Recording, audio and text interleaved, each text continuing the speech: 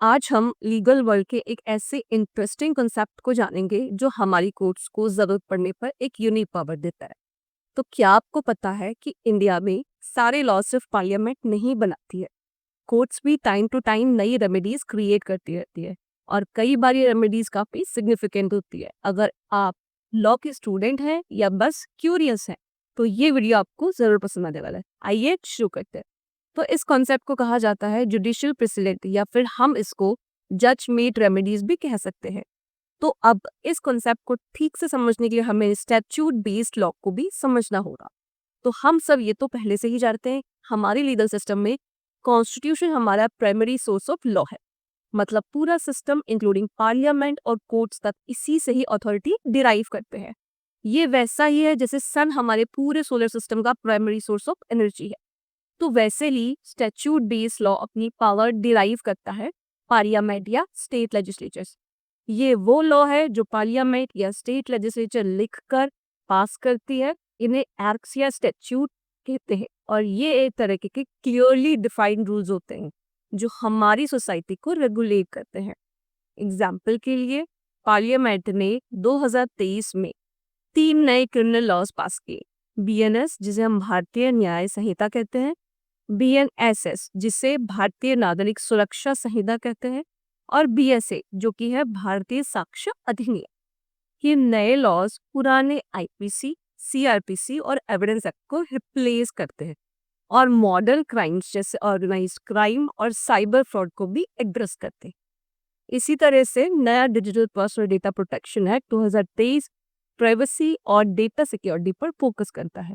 ये सभी statute based law के एग्जाम्पल्स हैं।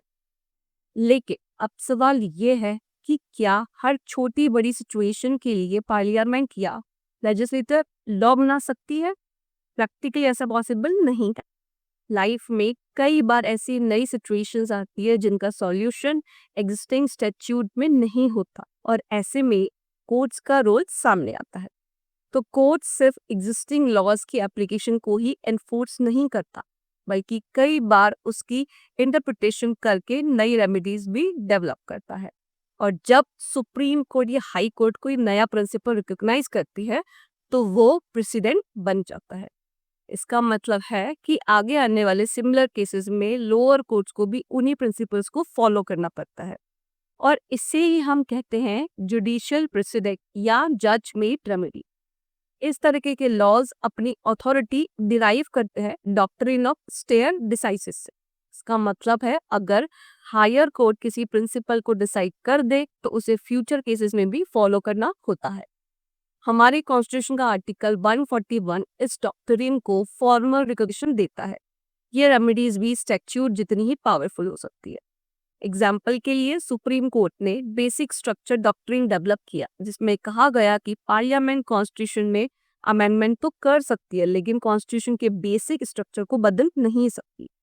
ये प्रिंसिपल सीधे सीधे कॉन्स्टिट्यूशन में लिखा नहीं था, लेकिन आज ये हमारे लीगल सिस्टम और कॉन्स्टिट्यूशन का सबसे स्ट्रॉन्ग सेफगार्ड माना जाता है। इसी तरह पीआईएल यानी पब्लिक इंटरेस्ट लिटिगेशन का कॉन्सेप्ट भी कोर्ट में ही डेवलप किया। और फिर आता है विशाखा गाइडलाइंस 1997, जब sexual harassment at work place पर कोई स्टैट्यूट यानी लॉ मौजूद नहीं था तो सुप्रीम कोर्ट ने खुद इस पर गाइडलाइंस इशू की और इसके बाद में पार्लियामेंट ने इन्हीं गाइडलाइंस के बेस पर पॉश एक्ट 2013 पास किया।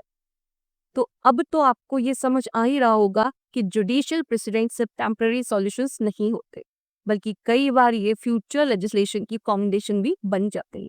ये कोर्ट्स की वो यूनिक पावर है जिससे हमारा लीगल सिस्टम रिजिड ना होकर फ्लेक्सिबल और डायनामिक बना रहता है।